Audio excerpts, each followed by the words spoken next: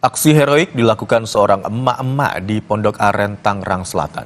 Ia menghadang penjamret yang melarikan diri. Akibatnya, pelaku terjatuh ke selokan dan terluka parah.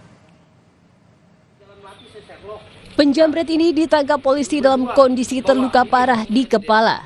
Ia jatuh ke selokan saat melarikan diri usai menjamret seorang ibu-ibu di perumahan Deplu Pondok Aren, Tangerang Selatan.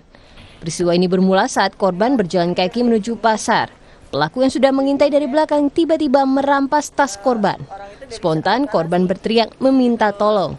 Mendengar teriakan korban, seorang emak-emak berinisiatif menghadang pelaku yang sedang melarikan diri. Alhasil, pelaku yang kehilangan keseimbangan terjatuh ke selokan bersama sepeda motornya. Pas saya lagi keluar, kebetulan ada ibu-ibu teriak minta tolong. Cuman karena saya ragu, saya keluar.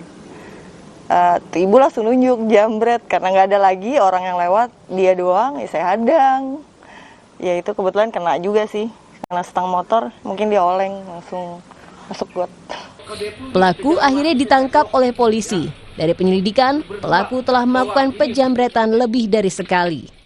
Masih dalam perawatan, selesai dalam penanganan tim kesehatan dari rumah sakit di Pondok Betung, langsung kita interogasi.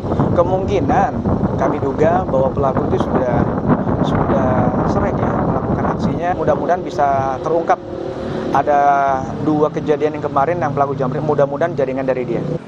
Polisi masih menyelidiki adanya keterlibatan komplotan lain dalam penjambretan ini. Namun pemeriksaan masih menunggu kondisi pelaku yang menjalani perawatan di rumah sakit. Eka Marlupi, Kompas TV, Tangerang, Banten. Memanfaatkan libur panjang, penumpang memadati stasiun kereta cepat Halim, Jakarta Timur. Tercatat sebanyak 16.000 lebih penumpang menuju kota Bandung. Informasinya usai jeda.